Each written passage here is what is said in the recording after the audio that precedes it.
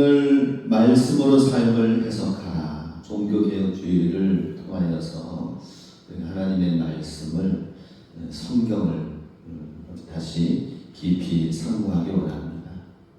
지금 이맘때쯤에 우리 가까이 있는 바닷가 양양, 남대천에, 그리고 또 우리 주문 지내는 연곡천에 대표적으로 그 두 군데가 연어들이 저 베링해와 추운 북극 바다까지 올라갔다가 다시 회귀현상, 그 어렸을 때 치어였었던 때 여기에서 자라났던 아이들이 태평양까지 다 둘러보고 북극 바다 해역까지 다 갔다 온 다음에 다시 이제는 한 해가 되면서 고향으로 돌아가라. 아마 하나님이 명령하신가 봐요.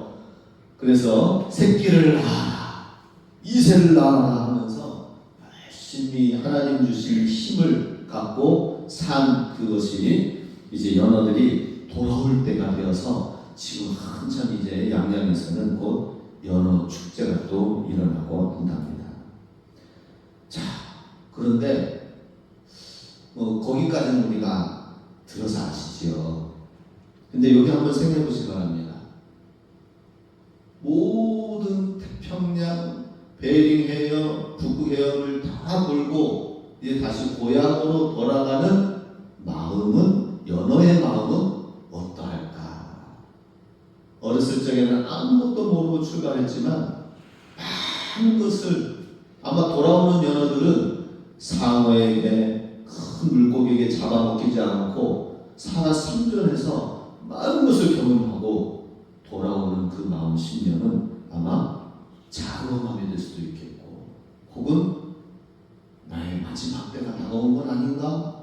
이런 마음도 있을 것이고, 혹은 아쉬움, 여러 가지 두려운 마음들이 돌아오는 발걸음 속에 연어들 마음 가운데 있지 않을까 싶습니다. 오늘은 종교개혁주의입니다.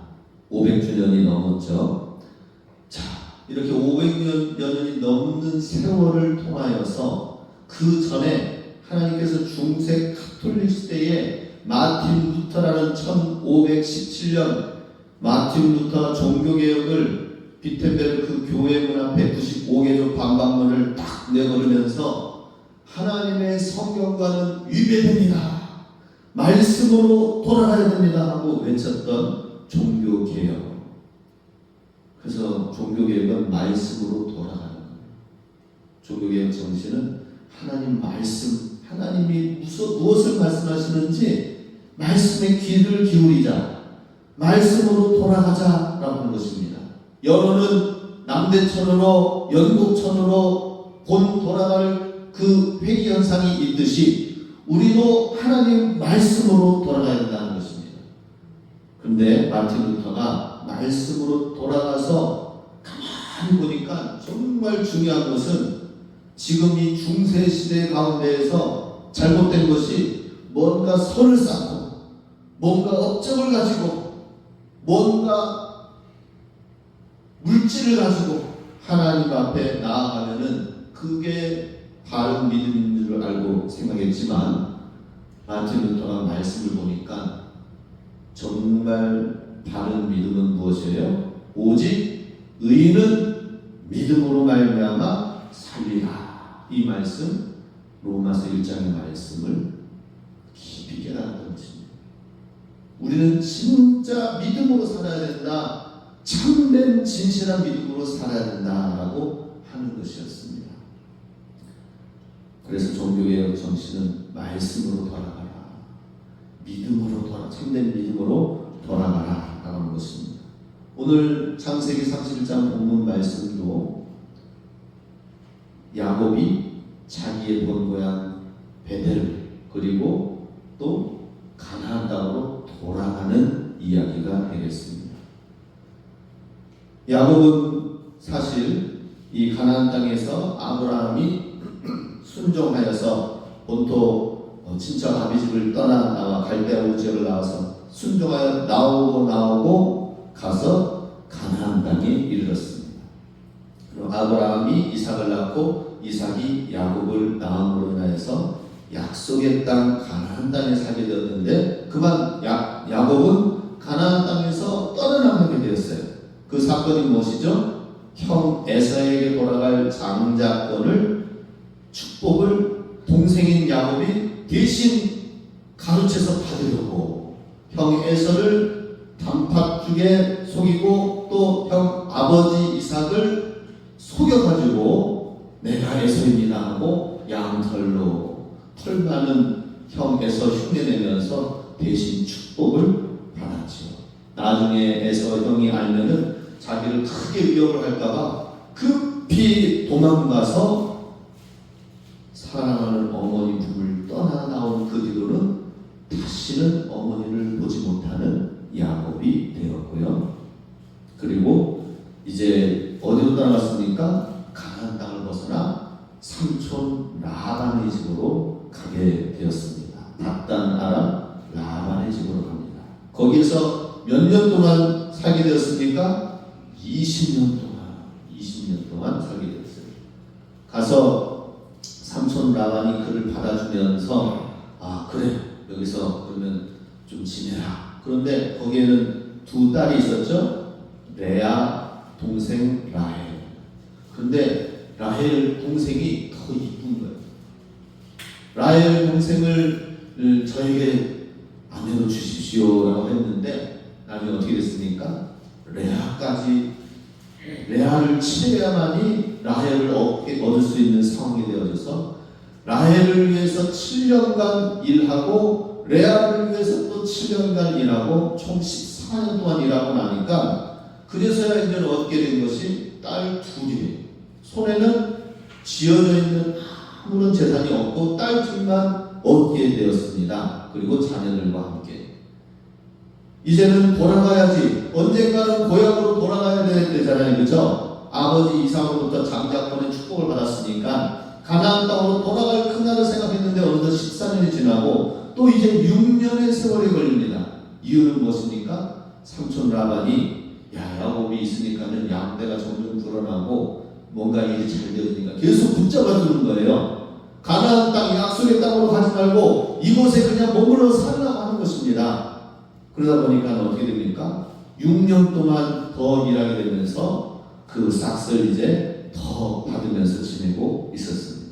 6년을 채우고 20년 채워서 그 다음에 가라 이런 어떤 계획이 없었습니다.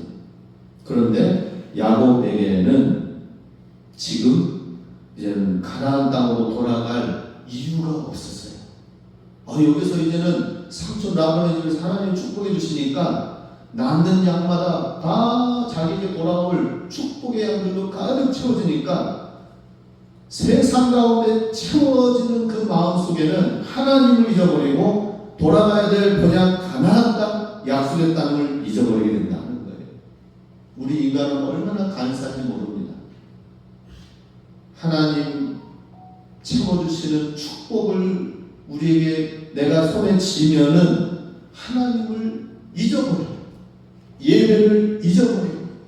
하나님보다는 내 행복 가운데 어느덧 젖어서 하나님이 주시는 사명과는 그래서 저는 가끔 이런 생각 가져봅니다. 의사라든지 여유 있는 사람들이 하나님을 위해서 일하겠다고 섬기겠다고 이곳 오대산 지역까지 와서 혹은 단기 선교 나가서 선교하고 그러는 분들 보면은 참 존경스럽습니다.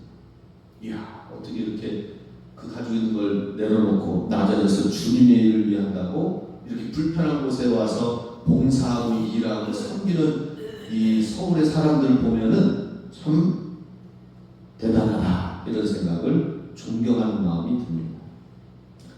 자 이렇게 오늘 돌아가는 이야기가 오늘 본문의 이야기인데 여기에서 야곱의 모습이 어떤 모습인지 첫 번째 돈 물질에 매여있는 야곱의 모습을 보게 됩니다. 1절 2절 말씀에 보면은 야곱이 라반의 아들이라는 말을 들은즉 야곱이 우리 아버지의 소유를 다 빼앗고 우리 아버지의 소유로 말미암아 이 모든 재물을 모았다 하는지라 야곱이 라반의 안석을 본즉 자기에게 대하여 전과 같이 아니하더라.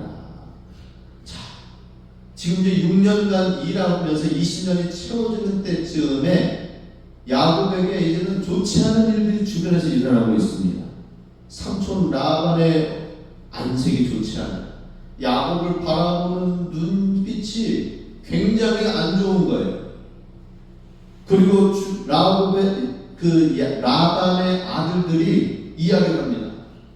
우리 아버지의 라반의 재산을 야곱이 다 지금 빼앗아간다. 그래가지고 자기 손으로 삼는다. 이렇게 얘기를 하는 것입니다. 기분 나쁘겠죠, 그죠? 하나님이 야곱을 통하여 축복해 주심으로 삼촌 라반의 양들도 더 많이 불어나게 해주셔서 축복해 주어진 건데, 야곱이 많이 가진 것을 시기하고 질투해 버리는 거예요. 그러다 보니까 야곱은 이제 고향으로 돌아갈 생각도 없이, 야, 계속 6년간 일했는데 이만큼 쌓였는데 10년간 더 일하면은 더 많이 쌓이겠다 이 생각에 가나안 땅으로, 하나님의 말씀하신 약속의 땅으로 돌아가지 않는 이때에 주변에 시기하는 손가락질, 눈빛들이 생겨나기 시작하는 것입니다. 하나님이 이런 상황들을 만드셔요. 우리도 한번 생각해 보시기 바랍니다. 우리 삶 속에 평안하게 가야 되는데 자녀의 문제, 여러 가지 가정의 환경의 문제, 내 내면의 문제, 건강의 문제들이 덜컥 생기는 일들이 생깁니다. 이유는 무엇입니까? 말씀으로 오늘 제목처럼 말씀이 삶을 해석하게 하는 것처럼 해석이 되어져야 됩니다. 이유는 뭐예요? 하나님께로 돌아가지 않기 때문이다라는 사실을 우리는 바로 정신을 차리고 돌이켜야 되는 것입니다. 아, 내가 지금 하나님께 집중하고 있는가? 내가 하나님의 뜻을 붙들고 있는가? 내가 하나님 이만큼 하면 되겠지 하고 내 기준으로 살고 있는 건 아닌가? 이 생각을 해야 된다고 하는 것입니다. 야곱도 6년 동안 일하니까 하나님이 축복해 주시니까 그동안 수고했다, 고생했다, 이 멀리 떠나나온 타향에서 그래도 하나님께 묻고 기도하면서 양들을 불리며 나아가는 그 모습이 너무나도 귀해서 축복해 주니까 고향 땅이 보이지 않는 거예요. 그런데 하나님께 중요한 건 무엇입니까? 고향 땅, 약속의 땅에서 하나님의 나라 민족을 세워나가는 것이 중요한 것이었습니다. 지금 나 혼자 잘 사는 게 중요한 것이 아니라 하나님의 약속의 땅에서 하나님의 통치가 이루어지는 주님의 나라를 세우는 게 중요하다는 것이죠.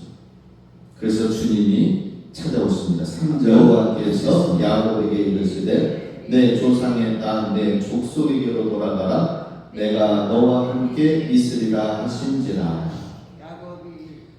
예, 3절은요. 자, 이렇게 조상의 땅 내 족속으로 돌아가라. 내가 너와 함께 할 것이다. 이 말씀을 주시면서 지금 어려운 상황 가운데 있는 이러한 상황 속에 하나님이 찾아오셔서 말씀하고 계시는 것입니다. 자, 우리 하나님께로 돌아가라.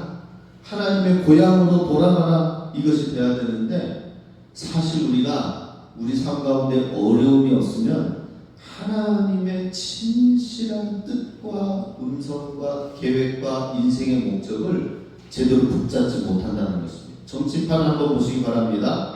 어제의 군지가 오늘의 적이 됩니다. 그죠?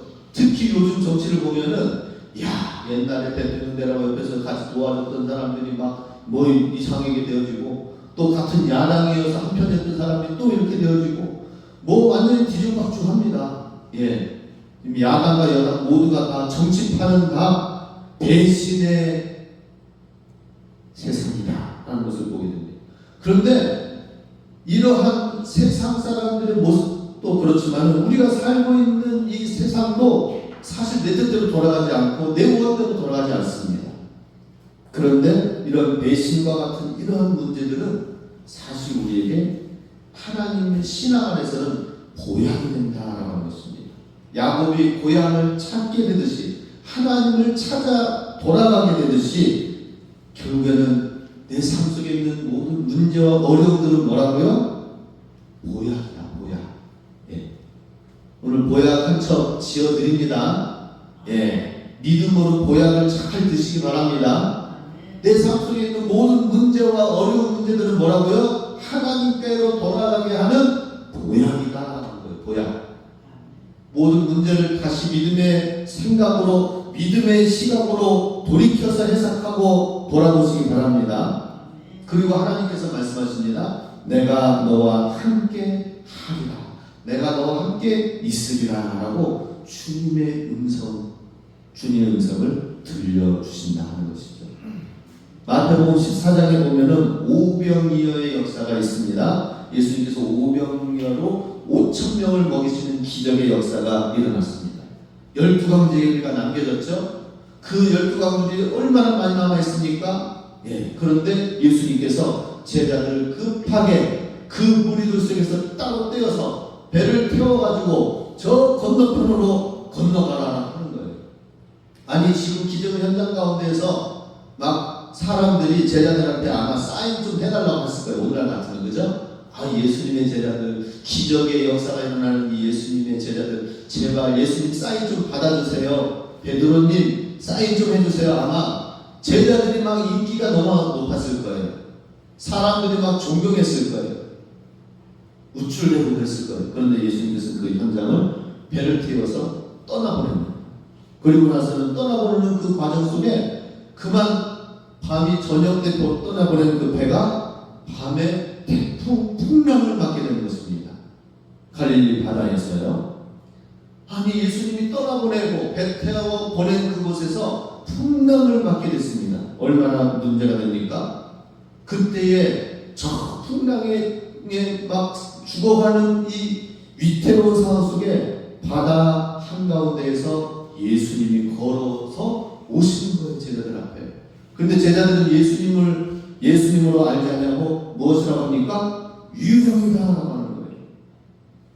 거예요. 마태복음 14장 20절에 보면 제자들을 재촉해서 배를 타고 앞서 건너편으로 가시게 했는데, 자 26절 27절에 보면은 제자들이 그가 바다 위로 걸어오심을 보고 놀라 유령이라 하여 무서워하여 소리 지르거늘 할 때 예수님이 뭐라고 말씀하십니까? 안심하라, 나니 두려워하지 말라라고 말씀하십니다.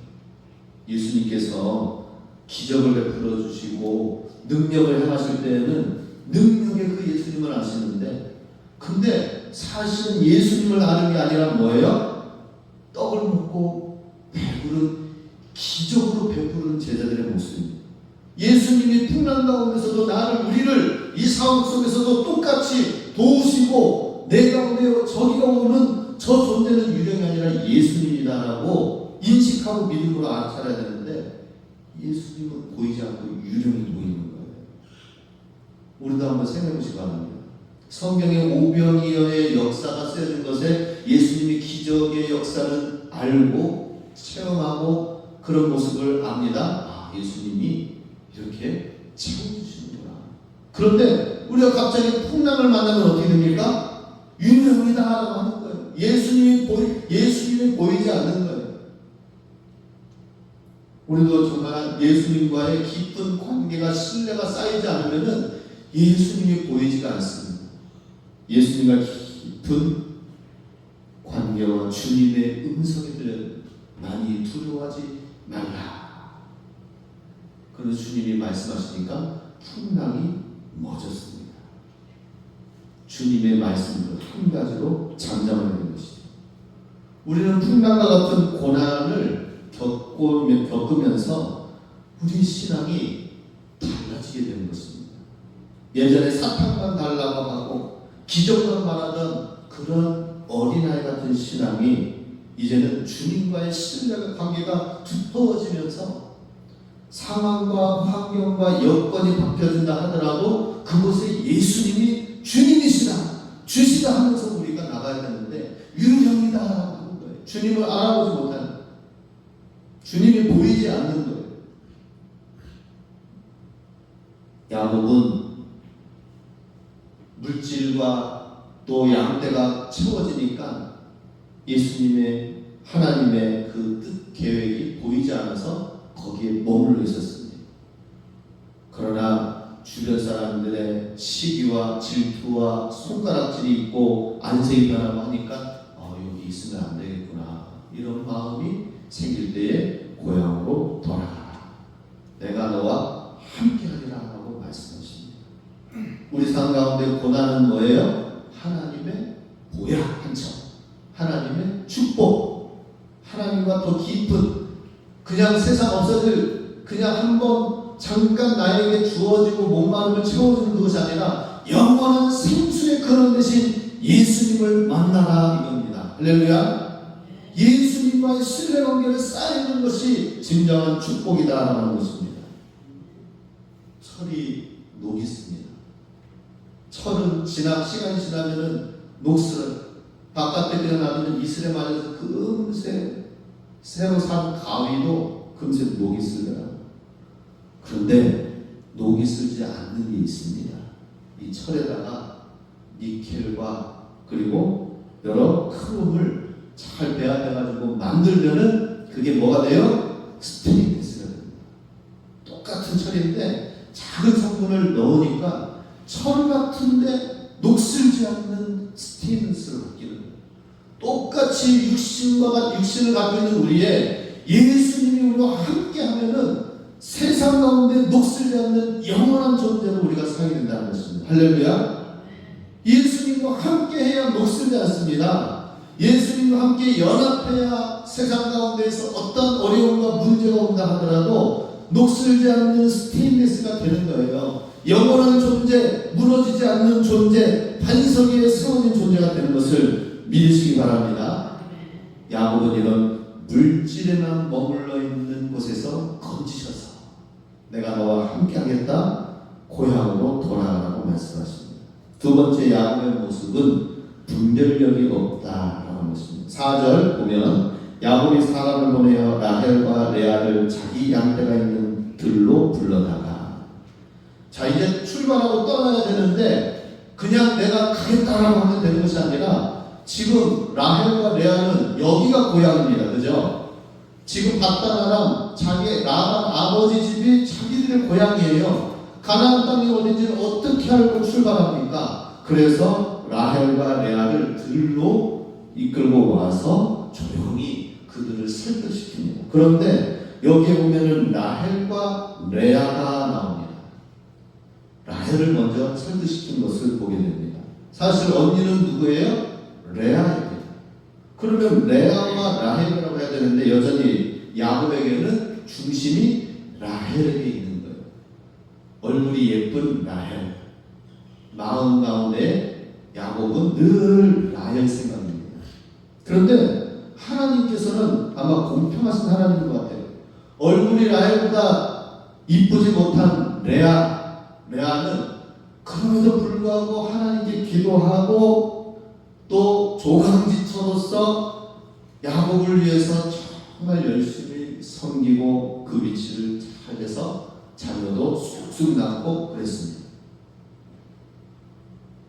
나중에는 하나님이 야곱을 통하여 라헬의 자녀를 통한 메시아 족보가 만들어진 것이 아니라 레아의 유다를 낳은 유다를 통하여 메시아가 오게 된 것을 보게 됩니다. 하나님의 생각은 이쁜 라헬이 아니라 좀 못생기지만 그래도 야곱의 약속을 붙잡은 레아 유다를 통하여 메시아가 오게 되는 계획을 보게 되는 것이죠. 그런데 여전히 야곱의 마음에는 라헬뿐입니다. 라헬. 그러나 나중에 라헬은 가나안 땅에 이르기도 전에 죽게 되는 것을 보게 됩니다. 우리 이 분별력을 잘 가져야 될 줄로 믿습니다. 하나님은 어디에 있는가? 하나님. 우리는 하나님이 무서운 하나님, 심판하시는 하나님이면은 금세 내 삶 가운데에 뭔가 매를 들고 힘들고 어려운 문제에 두려운 하나님으로 나타나면은 아이고 하나님 용서해 주세요 하고 하나님을 잘 믿겠습니까? 우리는 어떨까요? 하나님 그냥 말씀도 안 하는 가운데에서 그냥 별로 나타나지 않는데 인내하면서 하나님 우리를 사랑하면서 바라보면서 변화되어지기를 바라보고 기다리시는 하나님 아버지의 모습이라면 우리는 그 하나님 사랑의 하나님의 모습을 잘 인정하지 않습니다. 잘 분별하지 못해요. 하나님이 베풀어 주시는 사랑과 기다리시는 하나님은 잘 인정하지 않고 잘 몰라봅니다.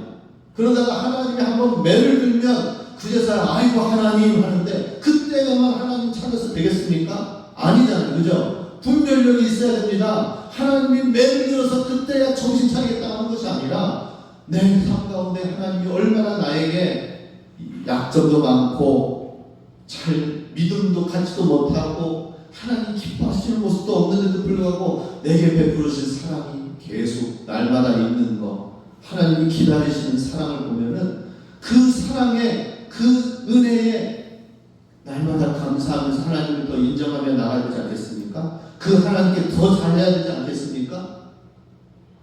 부모도 마찬가지입니다. 매를 들면은 그 매를 든 부모의 자녀는 무서워서 억지로라도 하죠. 그죠? 그런데 사랑으로 얘야 이거 해라 저거 해라 하면 잘 듣지 않아요. 아유 가볍게 여깁니다.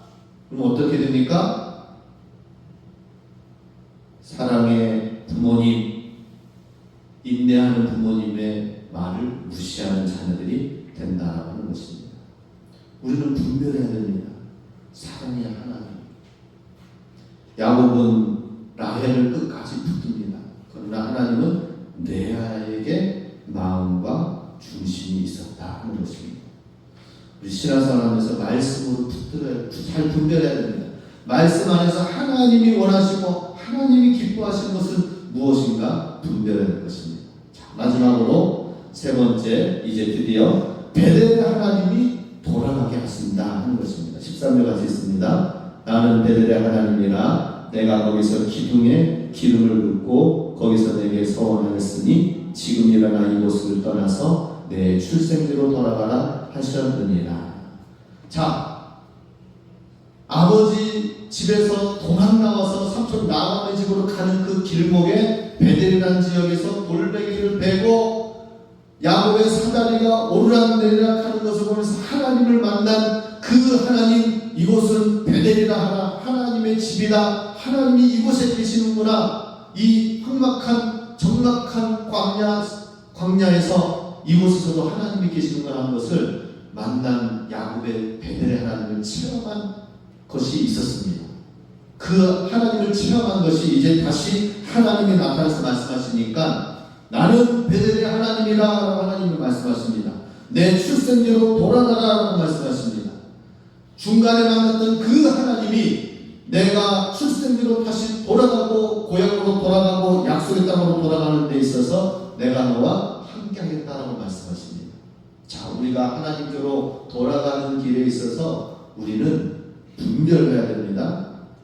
그 다음에 우리 베델의 하나님을 기억해야 됩니다. 그것은 중간에 살면서 하나님을 체험하고 경험하고 만난 그 하나님이 나를 끝까지 인도하신다는 거예요. 하나님 언제 경험하셨습니까? 하나님 언제 만나셨습니까? 저는 고등학교 1학년 때 여름 수련회에서 7월 31일 수련회 저녁 때 뜨겁게 부르짖는 그때의 하나님을 만난 체험을 시작으로 하여서 그 뒤로 하나님을 만나고 경험한 시간들이 계속 있어 왔습니다. 지난 주간에도 있었습니다. 하나님을 만난 경험, 하나님을 체험한 경험들이 있었어요. 우리 성도님들은 베델의 하나님을 언제 만났습니까? 10년 전, 20년 전, 30년 전, 40년 전, 50년 전에 만난 하나님이라면 안 되는 것입니다. 예, 오늘 아침에도 만났고 지난주에도 내가 만난 하나님을 나도 경험하고 있습니다. 이렇게 고백해야 될 줄로 믿습니다. 하나님을 경험한다면 인생의 목적이 달라집니다. 무엇이죠? 성공과 행복이 인생의 목적이 아니라 거룩과 사랑이다라는 것입니다. 하나님의 거룩하신 하나님, 사랑의 하나님을 닮아가려 하는 것이 우리 인생의 목적이 된다는 거예요. 너무나도 좋으신 하나님을, 사랑의 하나님을 나도 닮아서 내가 사랑하고 거룩하신 하나님을 내가 닮아서 정말 죄악에서 떠나려고 하고 이러면은 그것이 하나님의 축복, 하나님의 행복, 하나님의 승리가 주어지게 되는 거예요. 이것을 우리가 믿고 베델의 하나님이 돌아가게 하신 것을 믿으시기 바랍니다. 하나님을 체험하고 이번 한 주간도 베델의 하나님이 세워지고 경험되어지고 만남으로 말미암아 우리가 가야 될 길, 거룩한 그 길에 분명한 믿음의 길로 나아가서 종교개혁주의 말씀으로 돌아가고 분별력을 갖고 하나님을 닮아가면서 우리 베델의 하나님, 그 하나님으로 말미암아 주님이 이끄시는 천국에 이르는 길, 아니 하나님의 나라를 세우는 하루하루의 복된 삶이 되시길 주님의 이름으로 축복합니다. 아멘. 기도하겠습니다. 이 시간 말씀으로 삶을 해석하라 말씀 그대로 내 삶이 말씀으로 해석되어지게 해주시옵소서. 함께 기도하시겠습니다.